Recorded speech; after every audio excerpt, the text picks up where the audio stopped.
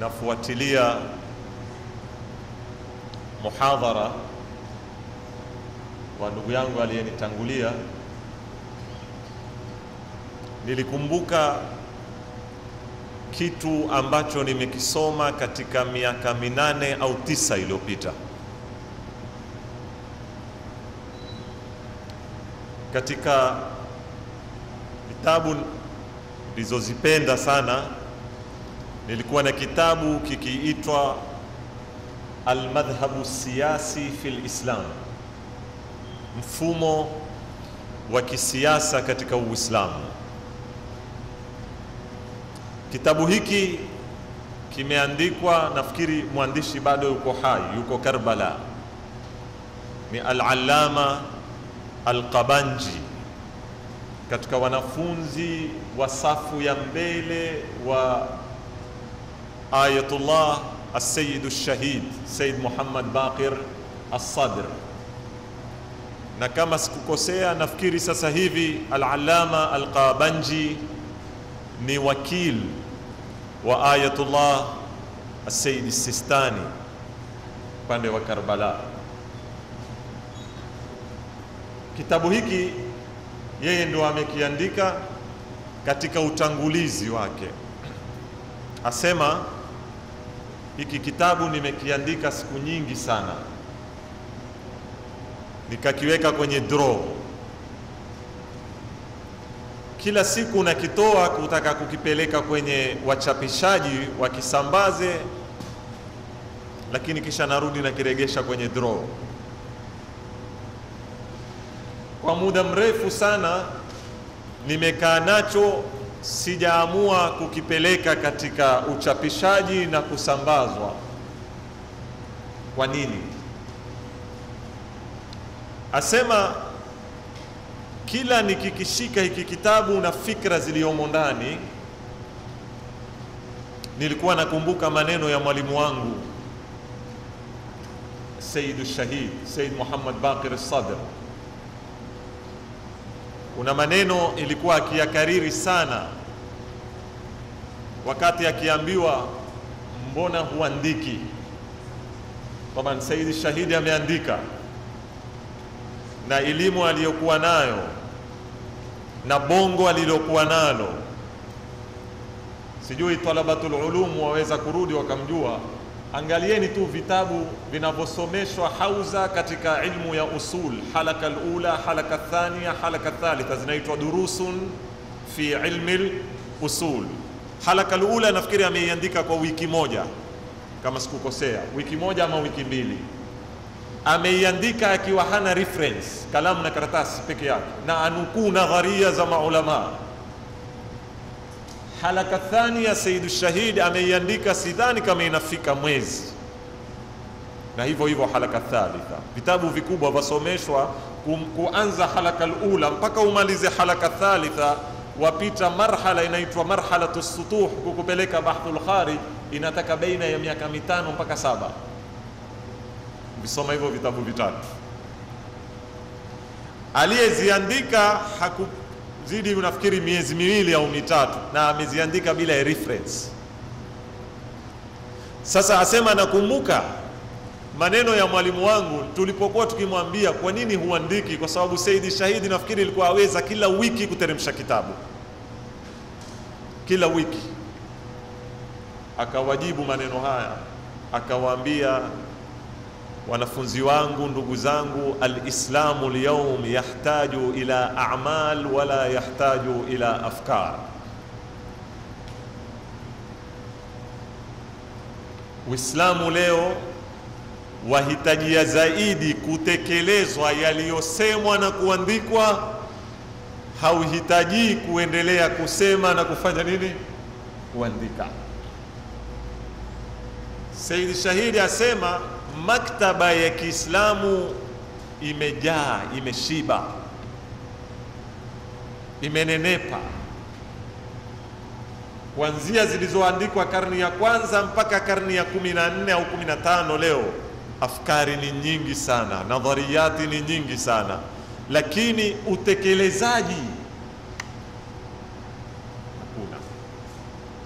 Sasa akasema mimi, yeye anazungumza Said Shahid, nikaona niondoke kwenye uandikaji na usemaji, niteremke katika saha kuwaongoza Waislamu namna ya kutekeleza yaliyoandikwa na maulamai wetu.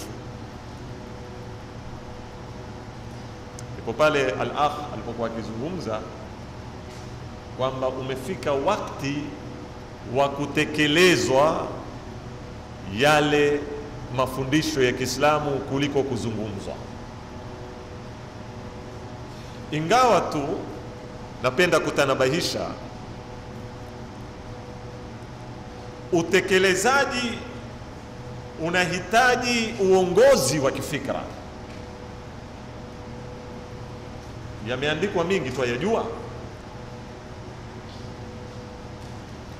Mfano, tukizungumza leo mfumo wa kisiasa wa Kiislamu umeandikwa vitabu tele tungu mzima, lakini Waislamu wayajua. Ukija katika mfumo wa kiuchumi, ukija katika mfumo wa kijamii, ukija mpaka umalize nudhumul hayat zote, maktaba imeshiba ya Kiislamu, lakini Waislamu wa kawaida wayajua. Hata mashekhe, mfano utasikia siku hizi kuna hizi benki za Kiislamu zimezoingia kwetu, zaja na majina ya Kiislamu, na mara nyingine hufanywa semina, wakaitwa mashekhe, wakaelezewa namna zinavyoendeshwa zile benki ili wabarikie, waseme huu ndio mfumo wa Kiislamu.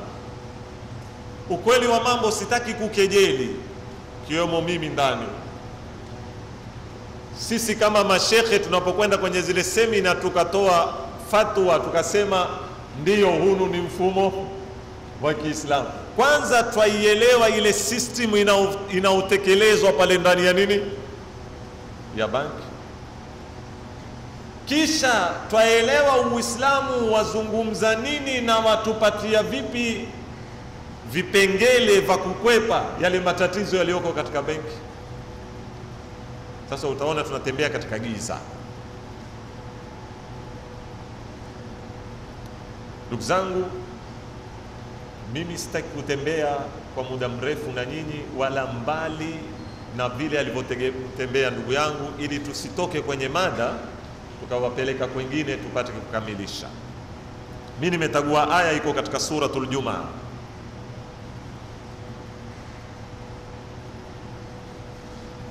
Aya hii twaisoma kila siku. Mwenyezi Mungu atuambia, huwa alladhi ba'atha fil ummiyina rasulan minhum yatlu alayhim ayati wa yuzakkihim wa yuallimuhumul kitaba wal hikma wa in kanu min qablu la fi dhalalin mubin. Tumeona hali iliyokuwa kabla ya Uislamu, iite dhalalun mubin kama ilivyoitwa na suratul Jumaa, iite jahilia, ile hali ambayo sitaki kuirudia aloisifu Jaafar bin Abi Talib kwa namna alivyoieleza al-akh. Kisha tukaja tukaiona hali iliyokuja baadaye. Waislamu kabla ya Mtume sallallahu alaihi wa sallam walikuwa watu wengine, au sema Waarabu walikuwa watu wengine, sivyo walivyokuwa kabla. Kuna kabla na baada. Mimi nataka kuja hapa, ni nini kilichotendeka kikabadili hali hii iliyokuwa kabla kikawapeleka katika hali iliyokuwa baada. Sitaki kuzungumza ilikuwaje hali kabla ambayo ishafanywa hiyo kazi, na sitaki kuzungumza ilikuwaje hali baada ambayo ishafanywa hiyo kazi, lakini tu twajua kabla alikuwa hamlindi jirani yake, baada alikimlinda jirani yake. Nini kilichofanyika kukapatikana hii hali ya baada? Ili na sisi leo ambao tumerudi katika hali ile iliyokuwa kabla, twataka muongozo wa kwenda kwenye hali ya nini, ya baada, tutaweza kujua hizi barabara za kimsingi ambazo tutazifuata.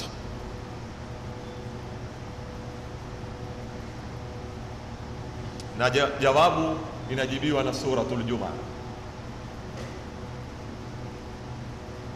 Suratul Jumaa yatueleza, mimi naziita al-anasirul arba'a, viungo vinne. Viungo vinne ama mbinu nne ama yaite mikakati minne iliyotumiwa na Bwana Mtume sallallahu alayhi wa alihi wasallam kwa muongozo wa mbingu katika kumuongoza jinsi ya kuibadilisha hali ya Waarabu ilivyokuwa na kuipeleka katika hali ya baadaye.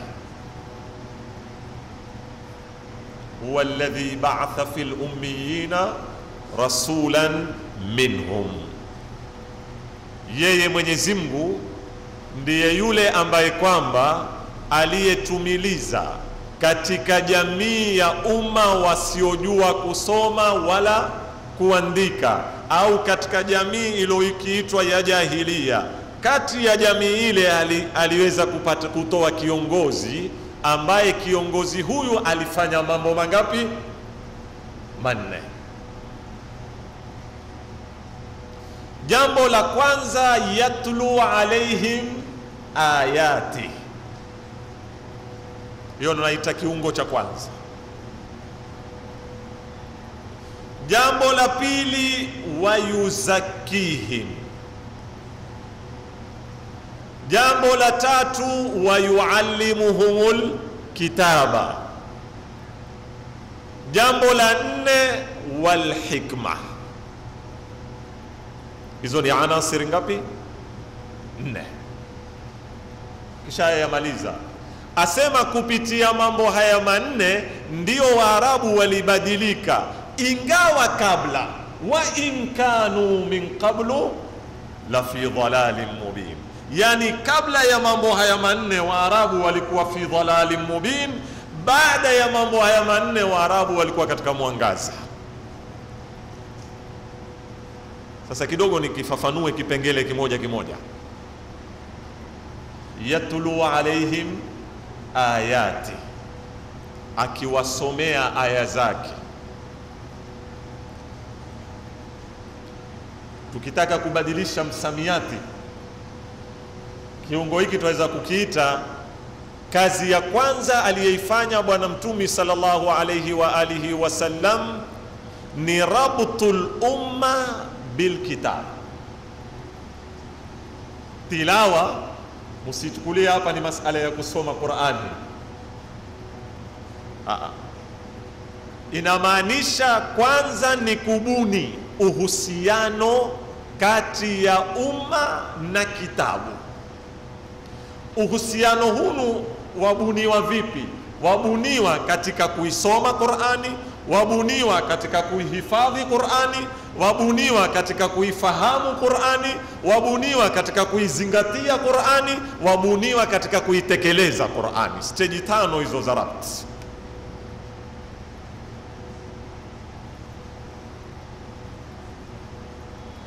Altilawa walhifdhi walfahmu wali'tibaru watatbiq. Narudia, atilawa kuisoma, warattilil Qur'ana tartila. Pili, alhifdh kuihifadhi Qur'an. Tatu, alfahm kuielewa Qur'an. Nne, al-i'tibar kuizingatia. Kuna tofauti baina ya daraja ya kuielewa kwanza maana, kuna na kuzingatia. Mfano ametuambia shekhe hapa kabla yangu, alam naj'al lahu aynaini wa lisanan wa shafataini. wa hadainahum najdain, hatukumjalia yeye nini? Ainain. Mfahamu? Yani aya inauliza kwamba hatuja kujalia wewe mwanadamu macho mawili, ushaifahamu. Lakini i'tibar, kuzingatia, ni kwenda mawara alfaham, nyuma ya fahamu. Ukasimama sasa ukauliza maswali yale, kwa nini kunatoka matozi? Focus iliyoko katika jito, namna inavyofunguka, huwaje mpaka jito likaona, ikapelekwa picha mpaka ndani ya bongo? Kuna mambo gani yanayopitika? Hayo yote yanakuja kwenye marhala ya nini? Ya i'tibar, zaidi ya maana ya fahamu. Kwa hivyo nasema kuisoma Qur'ani, kuihifadhi Qur'ani, kuifahamu Qur'ani, kuizingatia Qur'ani na kuitekeleza Qur'ani kimatendo. Hii ndo maana yatlu alaihim ayat. Mustawa wa kwanza, rabtul umma bil kitab. Pili, wayuzakkihim. Nikitaka kubadilisha msamiati naita at-tarbiya, kuwalelea watu. Na hapa tizameni kidogo, wakati ni mfupi, haya masala yataka kufafanuliwa. Kuna jana nimezungumza, kuna mashini mbili, kuna engine mbili ndani ya mwili wa mwanadamu ndio zinakupeleka. Ya kwanza ni akili, ya pili ni nini? Ni nafsi.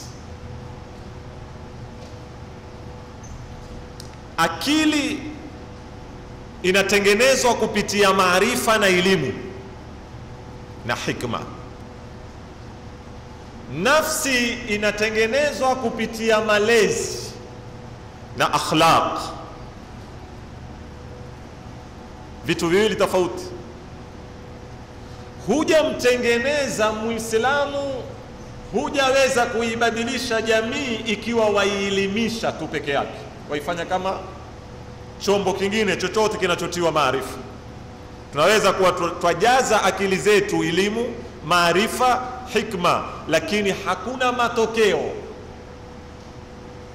Alhamdulillah, tukikaa kuzungumza, maalumati tulionayo, elimu tulionayo, kila mmoja astahiki asikilizwe yeye, lakini ukija katika maisha yetu hakuna mabadiliko. Sisi ni maskini, sisi mpaka mwisho hisabu.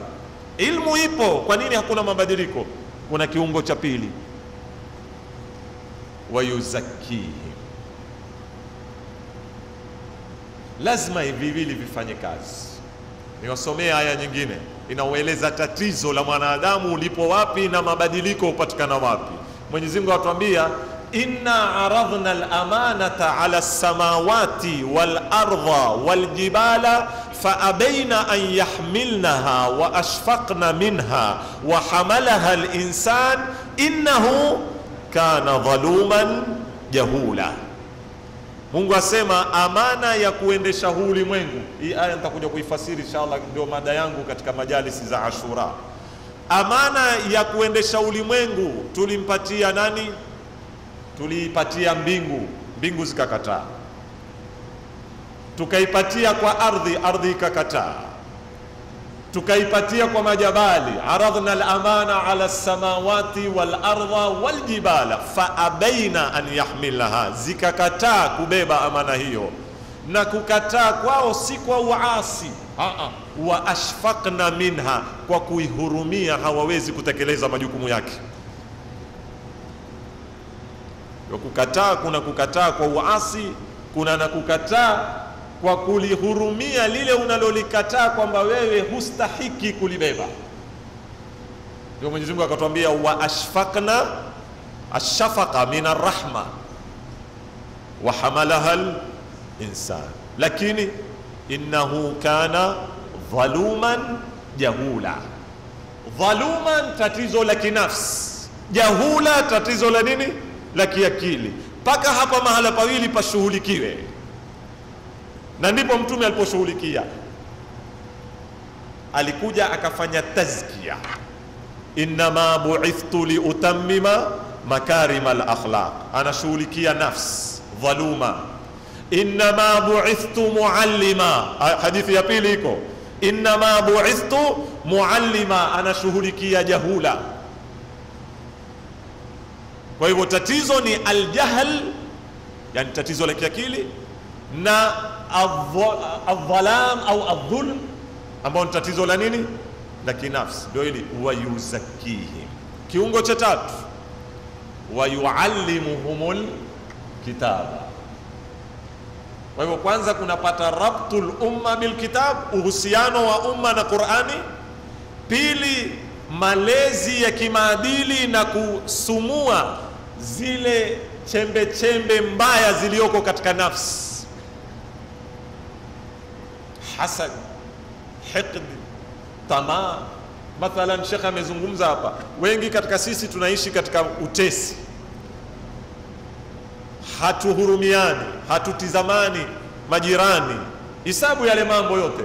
Ukiyachambua mizizi yake, matatizo yale ima imeanza kwenye hasad, ama iko kwenye hiqdi, ama iko kwenye tamaa.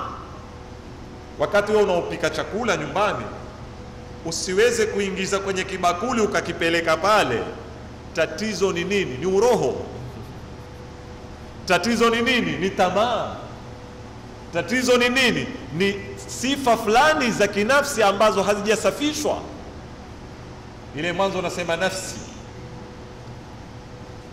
mpaka ushibe wewe, ndio itazkia. Wa yuallimuhumul kitaba, kisha mtume akaja akawaelimisha. At-ta'lim, rabtul kitabi bil umma, at-tazkiya wat tarbiya, at-ta'lim. Ya mwisho ya nne, wal hikma, na kuwa na busara.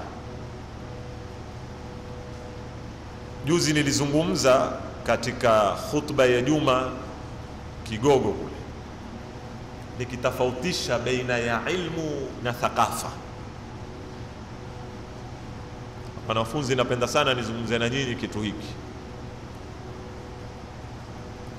Kwanza, sisi kama Waislamu, mabadiliko yoyote tunayotaka kuyaleta lazima tuwe karibu na kitabu chetu, kiungo cha kwanza. Pili, tujilelee kinafsi kuondosha akhlaqi mbaya ambazo ndio msingi wa matatizo yetu, tazkia. Tatu, elimu, wa yuallimuhumul kitaba, tujielimishe, tupambane na jahula. Bado ya nne, thaqafa na hikma na busara. Hatujawa ni wenye kuleta mabadiliko kwa kuwa tumeelimika kidini na kidunia, kisekula na kinansekula au kireligious. Sawa, umesoma hauza umeelimika, au umesoma sekula mpaka umefika pale pa kufika, elimu haikutoshi kuja kukabiliana na maisha na kuja kuleta mabadiliko katika jamii zetu, haijatosha. Kwa sababu kule chuoni hatusomeshwi kila kitu. Kule tunasomeshwa kusoma.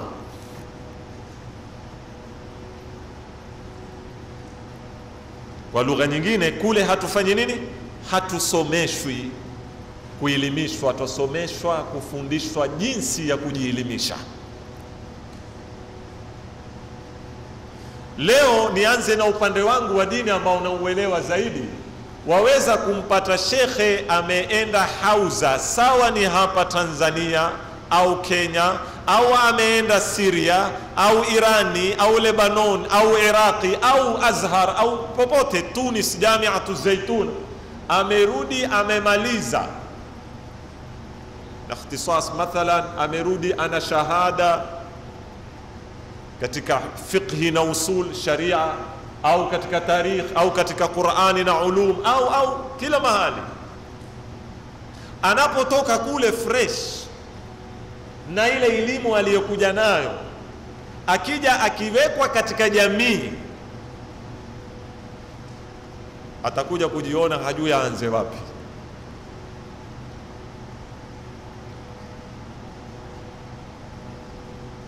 Atakuja kukosa mawasiliano yeye na wale anaotaka kuwasiliana nao. Mwisho atakwambia, wajua hao watu wako chini sana na mimi nimesoma kisawa sawa na hawanielewi. Sivyo ziko lugha hizi kwa wasomi? Hamwezi kunielewa nyinyi. Nitoe tu kisa kimoja cha mwana filosofi mmoja, na wengine wanasema ni Ibn Sina, wengine wanasema ni mwingine. Alimsomesha mtoto wake mantiq, akamsomesha mpaka akamaliza. Akamwambia, sasa kesho tutafanya mtihani nikupasishe kwamba kwenye ilmu al-mantiq uko sawa. Jamaa akaenda akatwali vizuri, akajiandaa yuaje kwenye mtihani. Akifika kwa mzee wake au shekhe lake, amwambia niko tayari mali. Akamwambia nenda sokoni. Nenda wapi? Sokoni, mahala penye mjumuiko wa watu ya. Kakae mpaka jioni alafu urudi. Kaa tu wewe, sikiliza tu. Akaenda sokoni yule bana, akakaa mpaka jioni.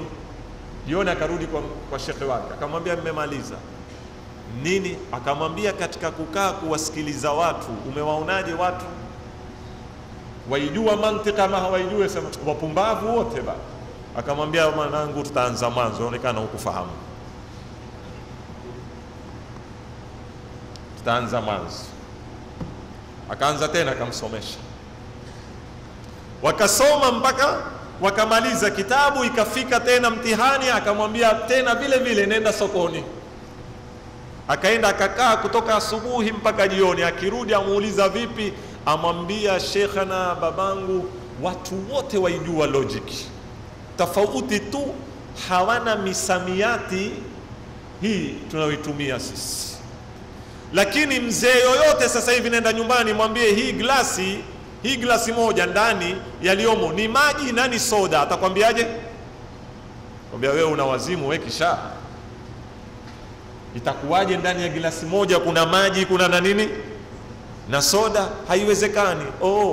Jina lake hajui kwamba inaitwa adhiddani la yajtami'an. Kwenye mantiki anakwambia. Muulize mzee yote kwamba inawezekana kwamba mimi sasa hivi nipo hapa Dar es Salaam na nipo Lamu? Kwambia wewe kisha, au wenyewe wanatoka. Wenye mantiki waita an-naqidhani la yajtami'an. Hii misamiati haipo kwa watu, lakini hata mama mzee ambaye hajui alfabe wala hajui ABCD ana logic kwenye kichwa chake. Sasa ni wewe uliosoma ukaweza kuondoka pale penye msamiati mkubwa, ukateremka pale penye lugha ya sokoni, ukaweza kutengeneza mawasiliano, na hiyo ndio inaitwa wa yuallimuhumul kitaba wal hikma, kiungo cha nne. Baada ya kuwa na ilmu uwe na nini? Na hikma. Hikma katika lugha tumeambiwa nini? Ni wad'u shay'i fi mawdhi'ihi. Ndio maana ya hikma, ni kukiweka kitu mahala pake. Kwa hivyo wewe ukajua hii elimu hii mantiki, hii usuli nitaiteremsha vipi kwa hawa niiweke mahala pake. Hapa ndipo kuna kukosekana communication. Sasa ndio mambo aliyoyatumia. Kwamba mimi kinena hikma ni mengi ambao tunaweza kuyaleta katika tafsiri. Lini tutalifanya hili? Hamasa zetu tutazileta wapi? Elimu yetu tutaitumia wapi? Na mpaka mwisho umma ukiweza kupangwa katika viungo hivi vinne: rabtuha bil kitab, mahusiano yetu na Qur'ani yatengenezwe; tarbia na tazkia, usafishwe nafsi; taalim, tuboreshe elimu katika jamii zetu; na nne, tuboreshe kiungo cha hikma na busara. Hivi viungo vinne ndio silaha ambazo Bwana Mtume sallallahu alayhi wa sallam akiongozwa na mbingu alizitumia kubadili umma, kuutoa katika hali ya dhalali mubin katika hali ya nini, ya jahilia, na kuupeleka katika hali ya kustaarabika na kung'ara na kuongoza mpaka mwisho. Wanafunzi wenzangu,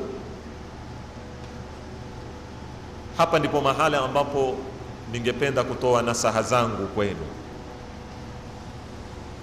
special wanafunzi wa vyuo vikuu, ambapo mara nyingi twasoma katika mazingira ambayo si yetu,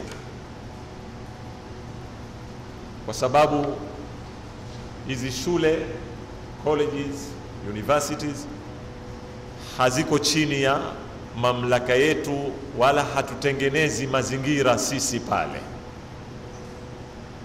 Sasa nyinyi pale muna elimu munaifuata katika hivi viungo vingapi? Vinne. Pale vipi mutatengeneza mawasiliano na kitabu? Kaifa tartabituna bilkitab? Pale vipi mutatengeneza mazingira ya at-tarbiya wa at-tazkiya? Pale ama nje? Na vipi mutabuni kiungo cha hikma? Ilmu mko nayo, na nafikiri ndugu zangu, markazul tarbiya wa ta'lim na masjidu Amir al-Mu'minin ni jukumu lenu katika kutengeneza mazingira haya, kuwaongoza na kuwasaidia. Kama hivi leo munaletwa na watu wazima kama kina Sheikh Abdullah, kama kina Sheikh Abdul Rasul, kina doktor ambao wana busara, wameona mambo. Hikma hailimishwi, hikma inakuwa kwa uzoefu na kuishi na walio na uzoefu, na mpaka ufike mahali na wewe uweze kuktasibi ile khibra. Vipi tutawapa khibra? Vipi tutawatengenezea mazingira ya kuwalea? Najua kuna mambo yameshaanza kufanyika, sitaki kuyazungumza ya kwamba yaanza. Na vipi watakuwa na irtibatun bil kitab, ili tuende katika muongozo wa kuleta mabadiliko yale aliyoyataka Sheikh Abdul Rasul, kwamba tutakwenda vipi katika hali ya baada na sisi tumerudi katika hali ya kabla. Na Mwenyezi Mungu Subhanahu wa Ta'ala atatujalia min alladhina yastami'una alqawla fayattabi'una ahsana, walhamdulillahi rabbil alamin, wassalamu alaykum wa rahmatullahi ta'ala wa barakatuh. Namshukuru sana Said Aidarus. Moja katika features za khitaba na muhadharat za Said ni tanzim, yani kichwa, kifua, miguu, na inasaidia sana katika kumuelewa nini anakusudia kusema. Nafikiri ni moja katika mambo ambayo yanaleta mvuto katika uongeaji wake. Asante sana Said kwa kalima yako hii nzuri. Kabla kuingia kwenye maswali na majibu kidogo, kuna vijana watatembea. Kama kuna mtu anataka kuuliza swali live ataruhusiwa, lakini kuna karatasi zitatembezwa. Mtu mwenye kutaka kuandika swali andike, alafu mashaka zetu huko watajibu. Naam, swali la kwanza ambalo linaelekezwa kwa Said Aidarus.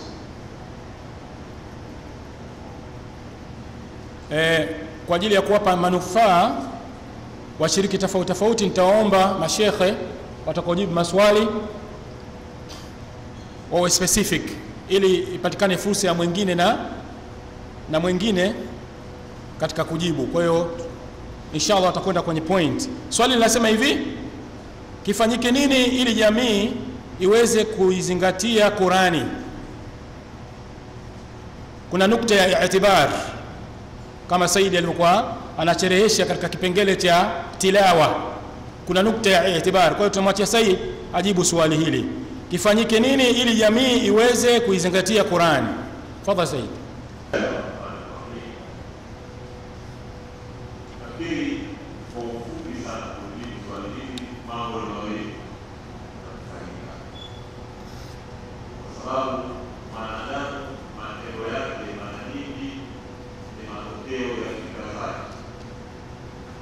Kabla hujamtayarisha kifikra, huwezi kubadilisha kwamba ni muhimu kwanza kuwaelimisha watu fadhila na uzuri wa kuisoma Qur'an. Kupitia hadithi kadha wa kadha tunakuja kuwasisitiza Waislamu umuhimu wa dini, waelimishwe, wafahamishwe. Hiyo ni hatua ya kwanza, kuwatayarisha kifikra. Hatua ya pili ni kuboresha mbinu na mikakati, na haya yanategemea mila na desturi. Kama kwetu, sijui hapa Dar es Salaam, kuna masala ya kuwalelea watoto katika vyuo, katika kuwasomesha Qur'an. Tulikuwa tuna ahzab tuliziita za kusoma Qur'an katika kila msikiti. Kulikuwa kuna hizbu baada salati al-fajr, wale maratibu wa pale msikitini wote wakaa wanasoma juzu. Kulikuwa kuna ahzab za baada dhuhur, kulikuwa kuna ahzab za baada al-maghrib, kulikuwa kuna ahzab za baada al-isha, kuna ahzab za mitaani. Yani ni muhimu sana kuboresha makundi ama vikao vya kusoma Qur'ani kwa pamoja na kusaidiana na kushajishana katika kuwaleta wale. Hii ni katika upande wa kuisoma. Siwezi kuingia katika upande wa kuifasiri na kuifahamu, hayo ni masala makubwa, lakini naona hatua ya kwanza ni mambo mawili: kuwaelimisha na kubuni mambo ambayo yatavutia watu kuja kuisoma Qur'an. Shukrani. Na tunaona kakuni na tukasafari kuna baadhi ya watu waliokuwa pamoja na Shafii na baadhi ya watu wanafanya kule. Kwa hiyo hakuna sisi kidogo ilikuwa sasa huko hapa. Ni swali la kwa hapo Sheikh Rasul. Ndio sisi vile please clear. Ushirikiano kati ya ndugu na ndugu hatuna kwa sasa. Je, sisi Waislamu tufanyeje ili njiani kuwepo ujirani, kuwepo mwanzo? Hilo swali. Je, Waislamu tufanyeje ili ujirani kuwepo mwanzo? Swala cha kwanza.